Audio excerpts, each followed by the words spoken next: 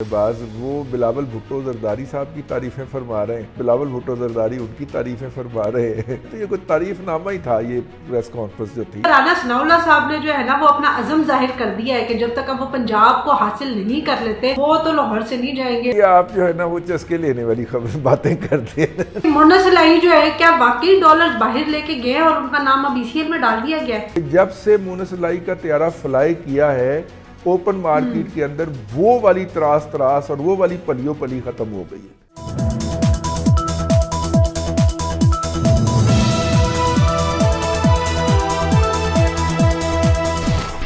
अस्सलाम वालेकुम नाज़रीन, प्रोग्राम बात से बात के साथ मैं हूं आपकी मेज़बान अफीफा राव और मेरे साथ मौजूद है मुल्क के नामवर तज्ज़ियाकार रिजवान रज़ी साहब।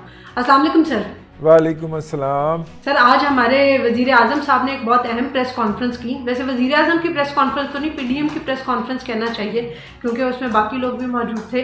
तो उस प्रेस कॉन्फ्रेंस के में सबसे पहले तो उन्होंने शुक्रिया अदा किया, लेकिन आप ये बताइएगा कि पैसे मिलने पे जहाँ इतना शुक्रिया अदा किया गया और साथ ही उन पैसों के इतने बड़े बड़े जो है वो हम लोगों ने शुक्रिया के इश्तिहार लगा दिए, तो वो पैसा हम लोगों ने इश्तिहार लगाने के लिए लिया था या लोगों की मदद करने के लिए और इकोनॉमी को बेहतर करने के लिए लिया था?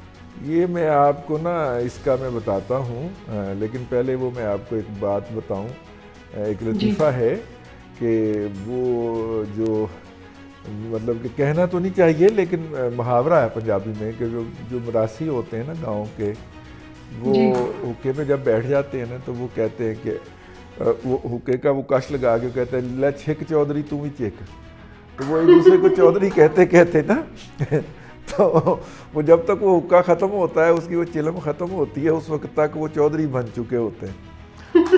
मुझे ये प्रेस कॉन्फ्रेंस के इस जनाब जो हैं वो चाचू जो हैं प्राइम मिनिस्टर शहबाज, वो बिलावल भुट्टो जरदारी साहब की तारीफ़ें फरमा रहे हैं और बिलावल भुट्टो जरदारी उनकी तारीफ़ें फरमा रहे हैं।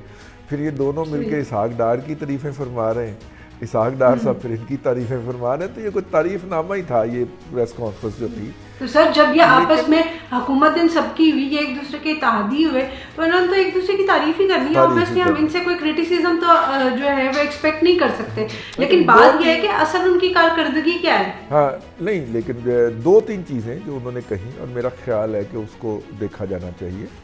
एक तो उन्होंने कहा कि जनाब देखिए दुनिया हम पे एतबार करती है और दुनिया ने हमारे साथ ये 9.7 बिलियन डॉलर के प्लेजेस किए हैं। अब जाहिर है कि मीडिया के अंदर आ रहा था कि जी 10.7 बिलियन डॉलर है, तो इसका भी एक जायज़ा लिया जाना चाहिए कि 10.7 क्यों नहीं है और 9.7 क्यों है। वो इसलिए है कि सऊदी अरब ने भी 1 अरब डॉलर की अनाउंसमेंट की है। तो पाकिस्तान ये चाह रहा है कि वो उसे इस अनाउंसमेंट से अलग करके ना दो तरफा में ले आए, ठीक है जी। तो इसलिए क्योंकि सऊदी अरब पहले भी पाकिस्तान की मदद कर रहा था, सैलाब में भी उसने मदद की है, बहुत ज़्यादा सामान भिजवाया है उन्होंने। अगर आपने एक बात नोट की हो तो अब कोरोना के बाद से लेके अब तक जब भी हम पाकिस्तान ने कोई आलमी मदद के लिए कोई रिक्वेस्ट की है तो लोग सामान दे देते हैं, पैसे नहीं देते। और उसकी बुनियादी वजह ये है कि जो हमारे यहाँ कोरोना के ऊपर जो स्पेंडिंग हुई थी वो तकरीबन 1100 अरब रुपए मिस अप्रोप्रिएट हुए थे। मिस अप्रोप्रिएशन का मतलब होता है कि ये कोई करप्शन नहीं हुई, ये खर्च हुए हैं लेकिन उस मद में खर्च नहीं हुए जिस मद के लिए वो एलोकेट हुए थे। बद उनवानी हुई, यानी कि उनका जो उनवान है, उनका जो शोबा है वो गलत है, ठीक है। मसलन अगर कोरोना की वैक्सीन मंगवाने के लिए या उसके लिए दवाइयाँ मंगवाने के लिए जो पैसे थे, अगर आप वो लोगों को बिजली के बिलों में सब्सिडी देने में इस्तेमाल कर लेते हैं तो ये मिस अप्रोप्रिएशन कहलाएगी। तो वो 1100 अरब रुपया का दुनिया हमसे हिसाब मांगती है कि जनाब हमने आपको दिए थे और आपने मिस अप्रोप्रिएट कर लिए हैं, तो लिहाजा उसके बाद हमें सामान मिलता है, पैसे नहीं मिलते। तो ये पहला मौका है कोरोना के बाद कि पाकिस्तान को पैसे मिले हैं या पैसों के वादे मिले हैं। एक तो ये बात हो गई। दूसरी बात ये है कि इनमें से 8 अरब डॉलर जो हैं, जो कि इस जगह पे तस्लीम भी किया इसहाक डार साहब ने, वो कर्ज है, ठीक है। बाकी कोई 1.5 पौने 2 अरब डॉलर जो है उसकी इमदाद है, यानी कि लेकिन ये इमदाद भी जो है ये उन्होंने हमारे हाथ में नहीं पकड़ानी। अच्छा, हाँ, ये इमदाद जो है क्या वो ये कैसी इमदाद हुई? ये देख लें, वो इमदाद जो है जैसे पाकिस्तान में काम करता है यूएसएड, यूनाइटेड स्टेट का जो डेवलपमेंट का अदारा है वो यहाँ पे काम करता है, तो अमेरिका अपना $100 मिलियन जो उसने प्लेज किया है वो उसके ज़रिए खर्च करेगा। जापान इंटरनेशनल कंस्ट्रक्शन एजेंसी जो है वो जायका के नाम से है, जापान ने जो $70 मिलियन का वादा किया है वो उसके ज़रिए खर्च करेगा। बरतानिया ने जो 50 मिलियन पाउंड की बात की है वो डिफेड के ज़रिए, तो वो अपनी अपनी जो डेवलपमेंट के उनके आर्म्स हैं जिनके पहले भी पाकिस्तान के अंदर काफ़ी ज़्यादा प्रोजेक्ट चल रहे हैं वो उनके ज़रिए खर्च करेंगे। तो नहीं तो सर एक यहाँ पे एक छोटा सा पॉइंट मैं ऐड करना चाहूँगी कि ये जो हम बहुत ज़्यादा बिलावल साहब को अप्रिशिएट भी करते हैं और सारा बहुत वावेला मचाया जाता है कि जी इस वक्त अगर कोई हमारी वजारत सही काम कर रही है तो वो वजारत खारजा कर रही है और बड़ा उसने काम किया है और मुल्क में पैसे आना शुरू हो गए। तो अगर ये ट्रस्ट ही नहीं है कि जो इमदाद आपको दी जा रही है वो आपके हाथ में दी जाए और आप उसको खर्च कर सकें, तो फिर बाकी तो कर्ज है, तो फिर ये कोई इसमें कोई बहुत बड़ी मुझे कोई अचीवमेंट तो नहीं नजर आ रही। नहीं, लेकिन अचीवमेंट इसमें ये है ना कि पहले ये भी नहीं मिल रहा था ना, पहले अच्छा। हम अब ये जो कर्ज है ये आपको पता नहीं इसके ऊपर बड़ा नॉमिनल इंटरेस्ट रेट होता है, 0.5% या 1/4% जो है 0.25% होगा ज़्यादा से ज़्यादा। लेकिन कल को इस हुकूमत के भी तो खाते में यही आएगा ना कि इन्होंने इतने दौरानिये में इतना कर्ज ले लिया और वो कर्ज जो है अब आने वाली हुकूमत कहेगी कि लो जी हमने तो पिछलों का कर्ज चुकाया है। पाकिस्तानी अवाम तो यही नारे सुनते सुनते रह जाएगी। नहीं, ये कर्ज जो है उस कैटेगरी में नहीं जाएगा, मेरा नहीं ख्याल उस कैटेगरी में जाएगा। और वैसे भी ये 30 साल का कर्ज होगा, कोई 20 साल का होगा अगर हुआ तो है, अगर हुआ तो, और ज़्यादा इम्कान यही है अभी ये वाला अगर भी है, ज़्यादा इम्कान यही है कि वो सऊदी अरब ने पाकिस्तान को उधार पे तेल दिया था जब हमने एटमी धमाके किए थे, और वो $500 मिलियन का सालाना उसने ऑयल दिया था। और 2002 में उन्होंने कहा था कि जनाब अच्छा ठीक है ये पैसे आप ही रख लें, ठीक है। तो इनमें से मतलब उनको पता था कि ये पैसे नहीं आने, कोई ऐसी उम्मीद नहीं थी, तो उन्होंने सोचा कि चलो यार आप गिफ्ट रख लें हमारी तरफ से, कोई मसला नहीं है।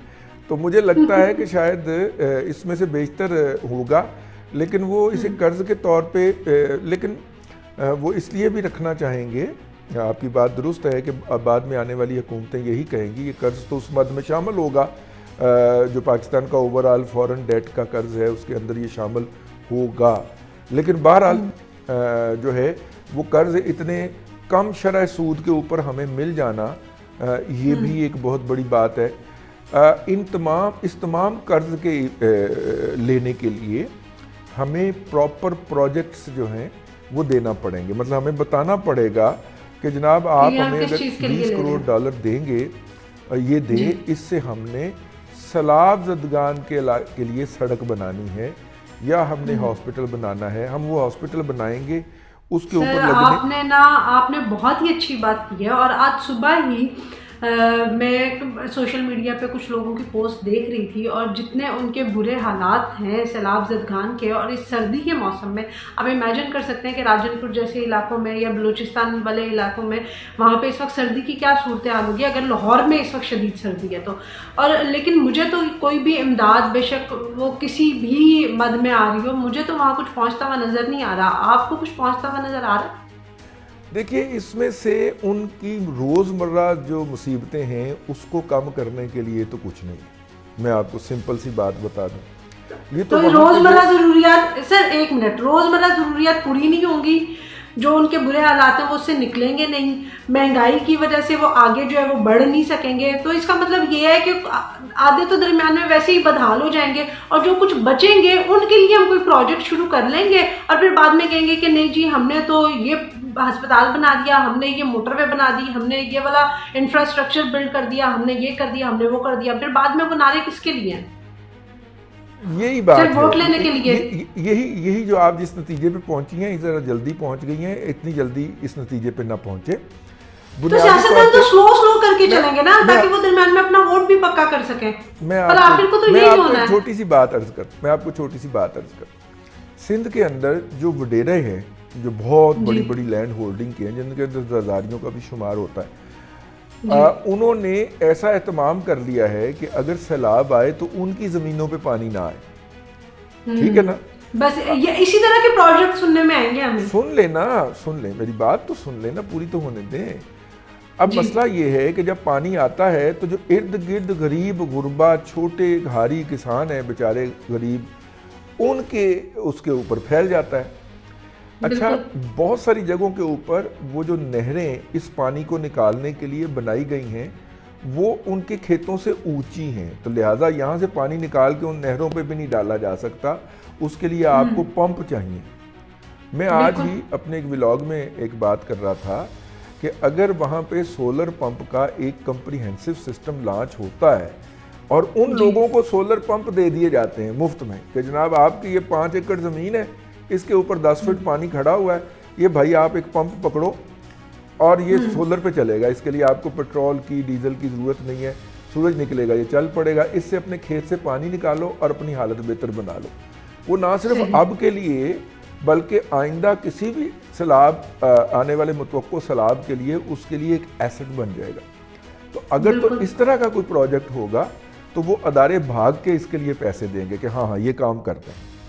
ज़ाहिर है इसमें अल्लाह करे कि आपका आइडिया जो है ना वो हमारे हुक्मरानों तक पहुंचे और हाँ, वो भी नहीं, इस तरह की इसमें किसी लूटमार चीज़ भी पे जो है ना होगी। वो अमल करना शुरू करें। ये ज़्यादातर पंप्स जो हैं ये आपको सिंधी वडेरों के डेरों से बरामद होते हुए मिलेंगे, लेकिन हम ये तवक्को रखते हैं कि अगर 30% 35% भी उन लोगों तक पहुंच गया तो उनकी हालत सुधर जाएगी। एक तो ये बात हो गई। दूसरी बात ये है कि इनकी हालत बेहतर करने के लिए 2 तरीके हैं हमारे पास। एक है बेनज़ीर इनकम सपोर्ट फंड कि उनके अकाउंट में पैसे आप डाल दें, और दूसरा है कि किसानों के लिए जो पैकेज इंट्रोड्यूस करवाया था प्राइम मिनिस्टर ने और जिसके अंदर बड़ी खूबसूरत बात थी कि वो जो इजला हैं वहाँ पे बीज और खाद जो है किसानों को उनकी ज़मीन की फ़र्द देख के वो मुफ्त फराहम की जाए। सिंध के अंदर, पंजाब के अंदर ये जो सैलाब आया था, पंजाब बलूचिस्तान के अंदर वहाँ से तो पानी निकल गया है, तो वहाँ के किसानों के लिए तो ये बहुत अच्छा। पंजाब के भी 3 अजला मुतासर है ना, तो वो पंजाब और बलूचिस्तान से बह गया क्योंकि बलूचिस्तान ऊपर का इलाका है, वहाँ से बह के दरिया में गिर गया, तो वहाँ के किसान को भी ये पैकेज मिल सकता है। सिंध के किसान का जिसका पानी अभी तक खेतों में खड़ा है भाई, और जुलाई आने में अब आप देखिए ना 6 माह रह गए और 6 माह से उनकी वहाँ पे पानी खड़ा हुआ है, तो अभी पानी नहीं निकला तो वो बेचारे फसल क्या उगाएंगे, ऊपर से अगली फिर बरसात आ गई तो फिर क्या होगा। तो उससे पहले हमें कोई ना कोई उनके लिए सिस्टम करना पड़ेगा और ये बड़ी इंपॉर्टेंट बात है। लेकिन उस प्रेस कॉन्फ्रेंस की जो सबसे अहम बात है वो कहीं इधर उधर ना हो जाए, वो ये है, एक तो ये बात हो गई कि 8 अरब डॉलर का कर्ज है और $2.25 अरब का तकरीबन जो है वो ग्रांट है।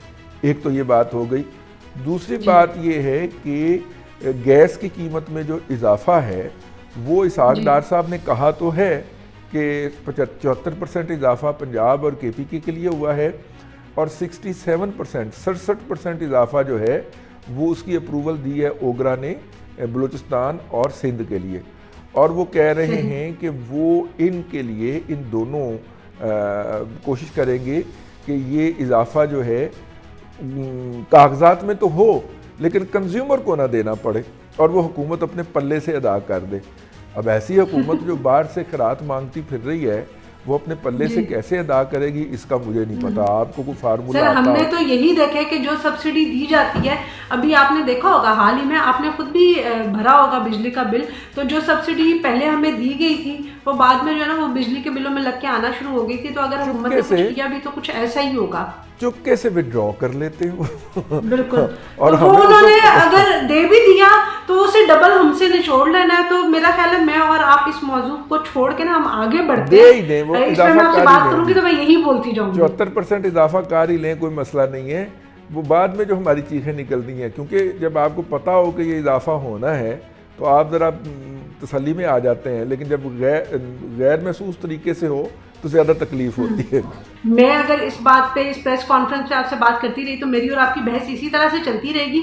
मेरा ख्याल है मैं नेक्स्ट मौजू की तरफ बढ़ती हूँ। और अब आप मुझे ये बताइए कि आज हाई कोर्ट का बहुत ही अहम फैसला आया है जिसके बाद मुझे नहीं समझ में आ रहा कि परवेज़ इलाही साहब अब क्या करेंगे, और शायद यही वजह है कि वो फ़ौरन इमरान खान साहब से मिलने के लिए भी चले गए। वहाँ से भी अभी थोड़ी देर में कुछ ना कुछ अफवाहें आना शुरू हो जाएंगी कि फ़ैसला क्या हुआ है। तो सबसे पहले आप मुझे अपना तज्जिया बता दें, और या अगर आप तक कोई अफवाह पहुँची है कि नेक्स्ट क्या होने वाला है तो प्लीज़ हमसे शेयर करें।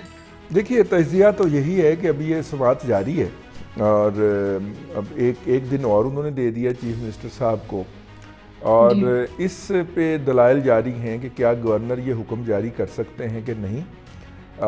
अगर आप मेरी ज़ाती राय पूछें तो मैं तो इसको एक फजूल एक्सरसाइज समझता हूँ, क्योंकि आइन और कानून इतना वाज़े है इस हवाले से कि गवर्नर ये हुक्म जारी कर सकते हैं, और उनके इस हुक्म को, इन इख्तियार को कोई चैलेंज नहीं कर सकता। लेकिन अब अदालत उसको लेके बैठ गई है, 5 रुकनी बेंच है, तो इसलिए मैं तो उस पर कुछ नहीं कहना चाह रहा। तो उसमें हम कुछ ना ही कहें तो बेहतर है। कल देखें। हाँ। तो इन्हें अदालत जो है ना वो और किसी को कुछ कहे या ना कहे, मेरे और आप जैसों को जरूर पकड़ लेती है।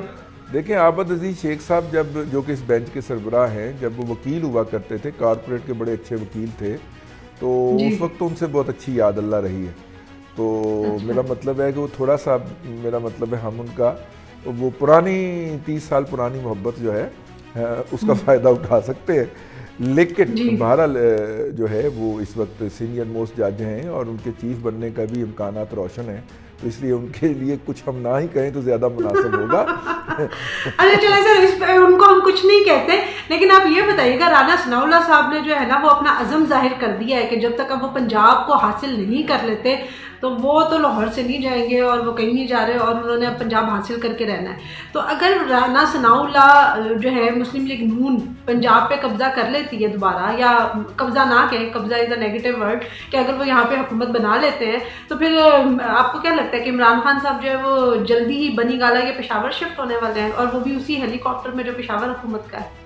देखें, ये आप जो है ना वो चस्के लेने वाली खबर बातें करते हैं। तो सर, जो आप प्रेस कॉन्फ्रेंस में मुझे सुना रहे थे, तो उसके बाद मैं आपसे ऐसी ही खबरें डिस्कस कर सकती हूँ, क्योंकि अवाम की बात करेंगे तो वहाँ रोने धोने के अलावा कुछ नहीं है। देखिए, बात ये है कि ये तो इसको जिसे कहते हैं सियासी, नुसरत जावेद साहब हमारे सीनियर हैं, वो कहा करते हैं सियासी चस्का फरोशी। तो सियासी चस्का फरोशी है कि वहाँ पे क्या करने गए हैं, क्या कहने गए हैं, और क्या बातें हुई हैं अंदर, कोई अंदर की बात बाहर बता दे, और फिर जनाब उसके ऊपर ढास हम लगाना शुरू कर दें। देखिए, राना सनाउल्लाह साहब जो हैं उन्होंने ये गुफ्तगू की है। राना सनाउल्लाह बेसिकली PMLN के जो है ना वो बढ़क मारने वाला जो रखा होता है ना वो है। अब जाहिर है कि PTI की तरफ से जो बढ़क का जवाब आएगा, PMLN ने कहा कि हम भी अपना एक बढ़क वाला बंदा रखते हैं। राना सनाउल्लाह साहब जो है ना, अब मैंने कहा आपकी फरमाइश में मैं कारी दूँ, राना सनाउल्लाह साहब जो हैं उनसे PTI को और इमरान खान को खुदा वास्ते का बैर है। अगर आप देखें तो वो अपने बहुत सारे जलसों में राना सनाउल्लाह मैं तुम्हें मूंछों से पकड़ के घसीटूंगा, राना सनाउल्लाह मैं तुम्हें जेल में डालूंगा, फिर उन्हें डाला भी जेल में, खैर राना सनाउल्लाह तुम ये कर, मैं तुम्हें ये करूंगा। तो वो राना सनाउल्लाह एक किस्म की छेड़ है PTI की। तो PMLN ने राना सनाउल्लाह को लाहौर में ला के इसलिए बिठाया है, हालांकि पंजाब के आइंदा जो वज़ीर दाखिला होंगे वो अताउल्लाह तारड़ होंगे। ये बात आप मेरी नोट कर लीजिए। अताउल्लाह तारड़ जो हैं वो नेक्स्ट राना सनाउल्लाह बनने जा रहे हैं। आप उनके बढ़कों के लेवल से भी अंदाज़ा कर सकते हैं, ठीक है? बिल्कुल, अच्छा, बिल्कुल। लेकिन जिस तरह की बात तस्वीरें पंजाब असेंबली से आई थी, तो उसके बाद हम अंदाजा कर सकते हैं कि हालात क्या होंगे। जी दाखिला, लेकिन अवाम की बात भी कर देनी चाहिए। अवाम की बात यह है कि आज 70 रुपये किलो मुर्गी का गोश्त जो है उसकी कीमत गिर गई है, और उसकी वजह ये है कि जो सप्लाई लाइन के ऊपर जो है वो छापे मारे हैं पाकिस्तान की लॉ इन्फोर्सिंग एजेंसी ने, मेरा ख्याल है FIA ने मारे हैं, और वो जो पोल्ट्री एसोसिएशन वाले जो हैं, जो कि मतलब कि देखिए ये जो बर्ड होता है ना, ये 40 दिन के अंदर पूरा ब्रायलर बन जाता है, पूरा मैच्योर ब्रायलर बन जाता है ना, ये जो परिंदा जिसका हम गोश्त खाते हैं, जिसको मुर्गी ब्रायलर कहते हैं। अब अगर उसके बाद आप उसे रोक ले तो वो जो उसका वज़न तकरीबन किलो सवा किलो के दरमियान होता है, हो गया होता है, वो बढ़ना शुरू हो जाता है, लेकिन वो इकनॉमिकली फिजिबल नहीं रहता। तो जिन लोगों ने वो बर्ड्स रोक लिए हुए थे उनके फार्म्स के ऊपर छापे लगे हैं, सिर्फ 3 या 4 जगहों पे छापा लगा है मेरी इतला के मुताबिक, और एक दिन में चिकन का गोश्त जो है वो 70 रुपये किलोग्राम कम हुआ है। यानी मैं 570 रुपये किलो लेके आया था परसों तरसों, तो इतवार वाले रोज, तो इसका मतलब है 500 रुपये पे वापस आ गया। 654 रुपये जो है वो मैंने खुद पिछले चंद दिन पहले जो है ना वो खरीदा है गोश्त। वो मेरे ताल्लुकात जरा अच्छे हैं ना मुर्गी वालों से, तो इसलिए बस मैं भी आपसे ही राब्ता करूंगी। हाँ, बाजार से बाहर आयत कीमत पे मुझे दे देते हैं। तो मेरा ख्याल है कि ये कल हमने ये सुना था कि फी मन 1200 रुपये फी मौंड जो है वो गंदम की थोक की कीमत में कमी वाक़या हुई है। ज़ाहिर है उसका असर नीचे तक आने में, गंदम के भी काफी गोदामों पे छापा पड़ा। हाँ, और केपीके में ज़्यादा छापे पड़े, और केपीके में ज़्यादा छापे जो पड़े हैं वो पीटीआई के जो लोग हैं या लीडरशिप है उनके गोडाउन्स के ऊपर मारे गए हैं। आप कह सकते हैं कि ये पॉलिटिकल विक्टिमाइजेशन है, लेकिन उसके नतीजे के अंदर कीमत भी तो कम हुई है ना यार, ये भी तो एक अहम बात है। तो अहम बात ये है, देखिए पीटीआई के गोदामों से निकले या पीएमएल के गोदामों से निकले, आवाम को इससे कोई सरोकार नहीं है। आवाम को तो सिर्फ इस बात से सरोकार है कि उन्होंने कितने पैसे देने हैं और उसके बदले में उनको क्या मिलना है। तो मेरे ख्याल से ये खुशाइन बात है कि कम से कम कीमतें तो कम हो गई हैं। इसमें एक बात जो पॉजिटिव है, जो मुझे लगी है पॉजिटिव, वो ये है कि चीज़ों की शॉर्टेज नहीं, ना चिकन की शॉर्टेज है ना गंदम की शॉर्टेज है, ठीक है, ये चीज़ें वाफर मिकदार में मौजूद हैं।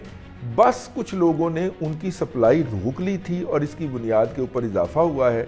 जैसे सर ये जो आपने पॉजिटिव बात की है ना, इस पे मुझे ना आप वही मेरी दुखती जग छेड़ देते हैं। बस विलाग खत्म कर दें। हाँ, ये सारे सिनेरियो सर हम हमेशा देखते हैं, हर चंद पा के बाद देखते हैं कि चीनी होती है लेकिन उसकी शॉर्टेज क्रिएट करके उसकी कीमत बढ़ा दी जाती है, गंदम होती है लेकिन उसकी शॉर्टेज क्रिएट करके फिर उसको रेट बढ़ा दिए जाते हैं, प्याज जो है वो हम मंगवा सकते हैं लेकिन नहीं जी, उसकी शॉर्टेज करके हमने उसकी कीमत बढ़ानी होती है। टमाटर ले लें, सब्जी ले लें, गोश्त ले लें, हर चीज के साथ यही सुनो। तो आखिर इन माफियाज को ये हुकूमत क्यों नहीं, कोई भी हुकूमत कंट्रोल क्यों नहीं करती? क्योंकि वो खुद माफियाज हैं। मैं आपको छोटी सी बात बताऊं, ये जो अफगान वॉर हुई है ना, इस वॉर के नतीजे के अंदर पाकिस्तान में इस वक्त कम अज कम 200 के करीब ऐसी पार्टियां वजूद में आ गई हैं जिनके पास कैश की शक्ल में 400 से 500 अरब रुपया मौजूद होता है हमा वक्त। ये प्रॉपर्टी में घुसते हैं, ये सीमेंट में घुसते हैं, वहाँ पे तबाही फेर देते हैं, प्राइसेस को जैकअप कर देते हैं। ये चिकन मटन, अब ये कोई शोभा नहीं छोड़ रहा है। पहले ये सिर्फ प्रॉपर्टी की फाइलों का मतलब मुझे समझ में आ गया कि इस बात का तो कोई हल नहीं होना। और ये जो आपने पैसों की बात की है ना, मुझे सिर्फ एक लास्ट सवाल का जवाब दे दें, एक लास्ट सवाल। नहीं कि मोना सलाही जो है क्या वाकई डॉलर्स बाहर लेके गए और उनका नाम अब ईसीएल में डाल दिया गया है? कौन? मोना सलाही जो है वो क्या वाकई डॉलर्स बाहर लेके गए हैं और उनका नाम जो है वो अब ईसीएल में डाल दिया गया हुआ है? देखिए, इसका तो मुझे नहीं पता, इसका तो जो है वो राना सनाउल्लाह साहब ही बताएंगे। लेकिन मुझे इतना पता है कि जब से मोनस साहब पाकिस्तान से तशरीफ़ लेके गए हैं तब के बाद डॉलर की बढ़ोतरी जो है ओपन मार्केट के अंदर वो रुक गई है, बल्कि बाद सूरतों के अंदर 2-3 रुपए नीचे भी आया है। तो मोनस साहब जब से गायब हुए हैं तब से ओपन मार्केट ने ऐसे बिहेव करना शुरू कर दिया है। ये इस इल्ज़ाम को तक़वियत देता है कि वो यहाँ पे जो कलेक्शन कर रहे थे गोगी की जगह के ऊपर, अब गोगा आ गया था, वो जो कलेक्शन कर रहे थे वो उन्होंने डॉलर में कन्वर्ट करके पाकिस्तान से ट्रांसफ़र की है। इस खदशे को या इस इल्ज़ाम को इस बात से तक़वियत मिलती है कि जब से मोनस सलाही का त्यारा फ्लाई किया है ओपन मार्केट के अंदर, वो वाली त्रास और वो वाली पलियो पली ख़त्म हो गई है। ठीक है, तो इसलिए तो हम किसी पे इल्जाम नहीं अगर ये इस बात से जो है ना इसको तकबीयत मिल रही है तो मेरा ख्याल फिर नाम ईसीएल में ही रहने देते हैं, हम उसको ना ही ज्यादा डिस्कस करें कि वो खबरों में आए और उनका नाम ईसीएल से निकल जाए। जो जहाँ है उसको वही रहने दें। इस तरह के लोगों को और भी कोई है तो उनको मेरा ख्याल बाहर ही भेज देना चाहिए। उनका भी नाम नहीं डला, ना सिर्फ बल्कि उनकी दूसरी अम्मी का और तीसरी अम्मी का भी डल गया, उनकी अपनी मिसेज का भी डल गया, उनके भाई और उनकी भाई की मिसेज का भी डल गया। और मोनस ने तस्लीम कर लिया कि उनके वो जो खातून हैं वो उनके वालिद साहब की तीसरी बेगम है। मेरा ख्याल अपना बयान उन्होंने जो नैब को दिया है उसमें भी, या उनके भाई ने जो दिया है मुबैना तौर पे, उसके अंदर भी कहा जा रहा है कि उन्होंने कम से कम एक बात तो तस्लीम कर ली कि वो जो खातून हैं वो समथिंग चौधरी जो हैं वो उनकी जो हैं वो सौतेली अम्मी हैं। तो बहरहाल ये अपनी जगह पे रहेगा, टाइम ज़रा ज़्यादा हो गया है। आज के लिए माफ़ी बिल्कुल, दे दें, बिल्कुल। कल फिर इस पे हम बात करेंगे मज़ीद। बिल्कुल नाज़रीन, ये जो आज कुछ मौजू जो है जिन पे रिजवान रज़ी साहब से डिटेल में बात नहीं हो सकी, उस पर आने वाले दिनों में जो है ना, वो आने वाले 1-2 व्लॉग्स में ज़रूर इनसे इन सारे सवालों का जवाब भी लेंगे। लेकिन आज के वीडियो के लिए इतना ही। वीडियो आपको पसंद आई हो तो लाइक ज़रूर कीजिएगा, शेयर कीजिएगा, कमेंट में हमें अपनी राय से आगाह करना मत भूलिएगा। अंटिल द नेक्स्ट टाइम, अल्लाह हाफ़िज़।